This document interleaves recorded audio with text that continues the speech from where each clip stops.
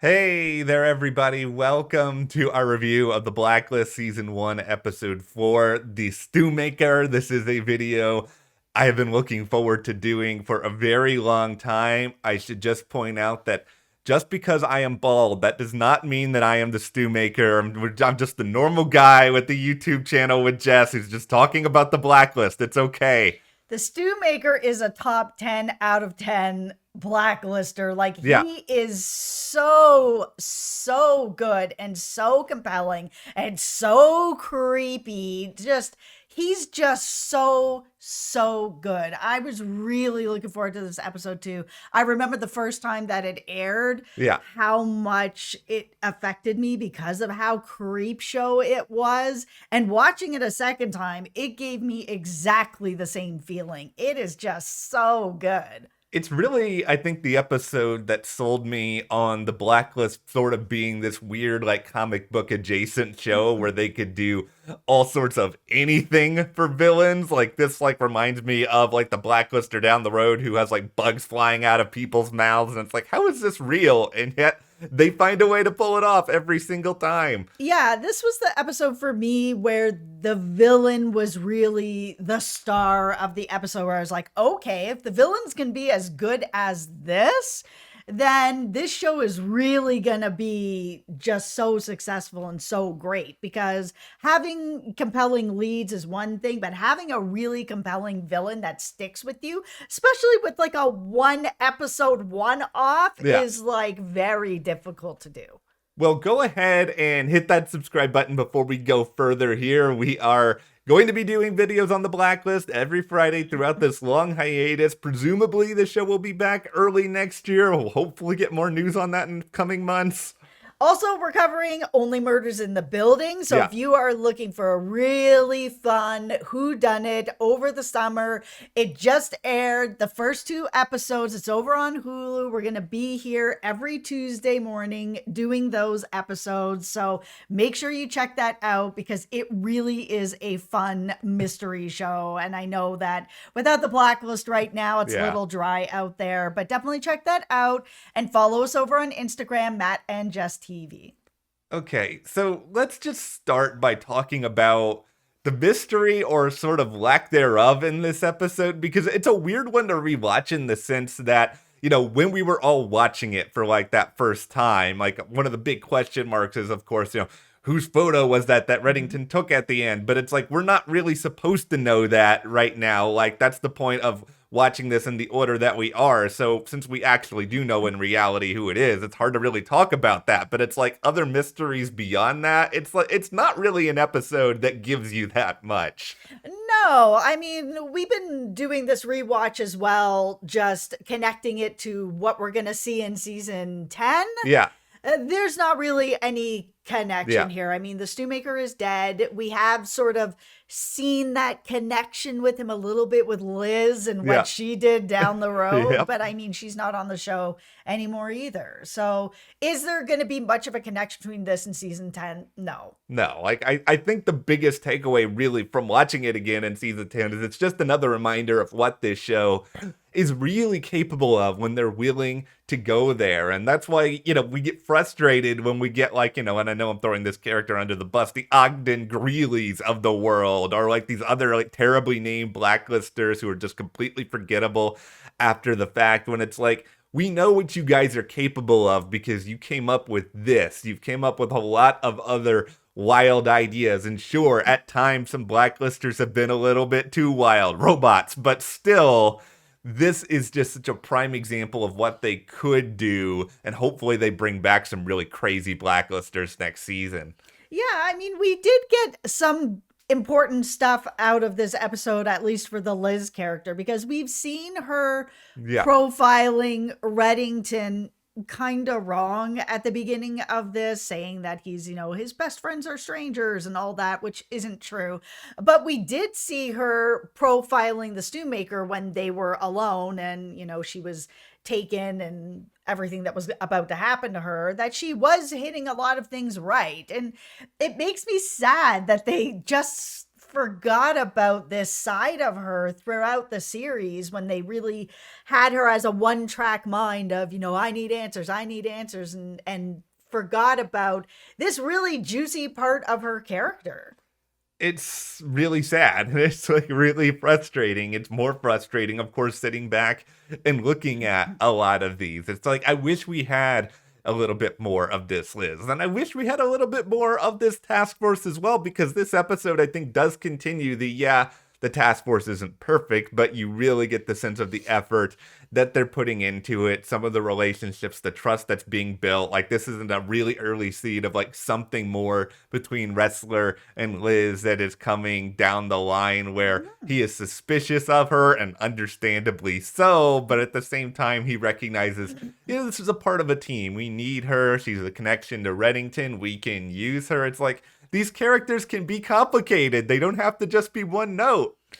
No, this was definitely the first seed of Wrestler and Liz having any kind of relationship, because we know that they do later, that after everything that she's gone through in these 4 episodes, everything with Tom and her marriage being a sham, and everything with Reddington showing up, calling her in, she's now witnessed him killing 2 people. You know, she had her back turned to the Stewmaker death, but she knows what happened, and it's a lot. So to see her come out of that situation okay, and the first person she sees is Wrestler, it just gives him this deep, sad, just unloaded her tears and fears and everything into his arms. Like, it really was the first moment of, oh, okay, there is something now here that is deeper than them just being co-workers, because you even saw it on his face too, that some of the mistrust and everything just did melt away a little bit, where he was like, oh, okay, there's a person here, and this person is going through it. I want to have a little bit of a conversation here about Mira, and not so much in the, here is a deep dive dissection of this character who's like big in season 1, and then it's just gone, spoiler alert from what happens at the end of this. But I think where the Mira character really matters in season 10 is that we're going to see, probably a new agent because of Ram and Parker leaving. And I think the reason why Mira didn't 100% work, at least in my opinion, is just that they made her so much about the job and not a lot of personality. Like, there's not a lot that's super memorable about her. And then with like Park, they went sort of the other way, and it's like we didn't really know a lot about her skill set, but she had this bloodlust that was mentioned all the time, and it was just, they went so crazy with this like one twist. They gotta find a happy medium where, you have a really strong agent, but also have some interesting things about them. I liked Mira a lot. Oh, did you? I did, and I think it was that one episode where we had her interrogating someone who was like, I'm CIA. You know the difference between the FBI and the CIA, don't you? You do, right? And I was just like, yeah, she's a lot sort of darker of a character. And I mean, we haven't really gotten to know Wrestler that well either, but we've learned enough to care about them. And I liked that she was, from a different agency, but still working, but worked a little bit different because of that. It's an interesting, like, what could have been if they had kept Mira on this show and given her, because, we had years of Samar, and Samar was effectively like the Mira replacement. And it's like, we really got to be so attached to Samar, but it's like, if Mira had that extra time, what would have happened? Because, like, I'm sure we'll mention her here and there the rest of this season, but it's like, after that, she's poof, just gone. Nobody even mentions or talks about Mira anymore. So this episode was also very interesting just for the relationship between Liz and Reddington, because he's now killed again in front of her, and she's kind of like, you're a monster. And he's like, yeah, I am. Like, he's straight up, yeah, I own that. She's like, how do you live with that? By saving your life. I was like, oh, there's so much love there. And she, she doesn't get it yet, obviously. She hasn't known him for very long, and she doesn't really know him at all. But you can see that there's a deep history there for him. I think there's one thing that a lot of us as viewers always really like, and that is an anti-hero who is following some sort of code. It's like the Reddington has a very specific way he does things, and I think we're able to sort of reconcile the fact that he is a criminal and he's a murderer with sort of the idea that, okay, he's not killing in cold blood. In a lot of cases, he's killing out of love. He's killing to protect someone he really cares about. And, it separates him a little bit from, say, a Dexter Morgan, who was very compelling to watch, but, and he was killing people who were bad, but there wasn't necessarily that direct emotional attachment the same exact way. And it's like, I can look at Reddington and be like, you're still likable, despite the fact that you do all of these terrible things. And I'm not sure I would want to be, your best friend, because if I said something you didn't like, you'd throw me out of an airplane. But it's like, I still enjoy watching you. Yeah, I think that's why we're able to root for a Reddington or even a Dexter, like you mentioned. He was, yeah, he was a murderer. Yeah, he couldn't feel, but he was killing people who were doing terrible, terrible things. And that's why I was like, oh, I'm watching a show about a murder and I'm rooting for him to kill people. It's just, it really does kind of mess with your mind a little bit. And it's sort of the same here. It's like, we watched him throw the Stewmaker into his own stew. And it's just like, it's such a horrible thing that's happening, but at the same time, he is doing it out of love to protect Liz. The Stewmaker has done some horrible things to a lot of people, so you don't feel bad and you're rooting for him, being like, yeah, you throw him in that soup. I'm just like, man, I gotta go check myself. Like, things are just not right.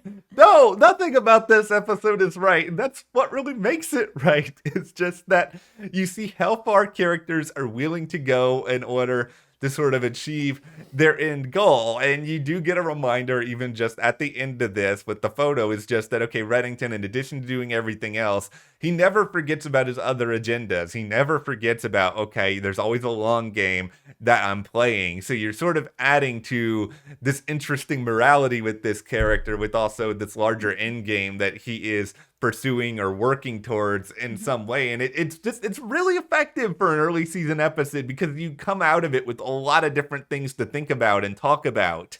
And there's some movement here where Tom is starting to catch on that Liz is also catching on. She learns very little, but just enough. She gets a date. She gets this Angel Station hotel, little bit of a lead, and she's kind of looking into it. And he sees the date, but not the name of the hotel. And he's very quick to be able to be like, oh, remember, that was our trip. We went away at this time. And to try to turn it back away from what he knows it really is, by even bringing her a pamphlet at the end and being like, you know what, we need to get away. I rebooked this. And he kind of screwed up by giving her the pamphlet to remind her of that. Yeah. But because now she's able to kind of connect to be like, oh, while we were out on that trip for his interview, he was killing somebody.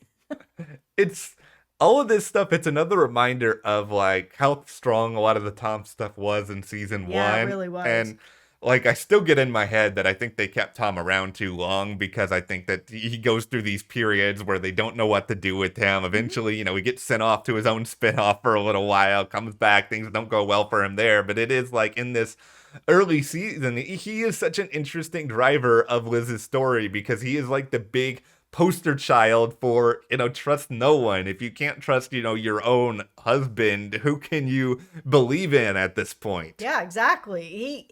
He was a really compelling character. I know that there's a lot of people that are either Team Tom or not Team Tom. And a lot of that, I think, stems from the later seasons, as you said, where they kind of didn't know what to do with him and things got really weird. And I don't know. Yeah, I am Team Season 1 Tom. Like, I am all about this Tom and his like nerdy poser glasses and like everything else we see about this guy. And it's a really important story for Liz, and it's something, we'll obviously dive more and more into as we go along. Yeah. But that is the Stewmaker. We're all still horrified by it. I'm glad that it exists. I think it really got people hooked on this show. But of course, hit that subscribe button so you guys don't miss any of our other reviews of the Blacklist throughout this off season. Follow us on Instagram at Jess TV, and we will see you here next time.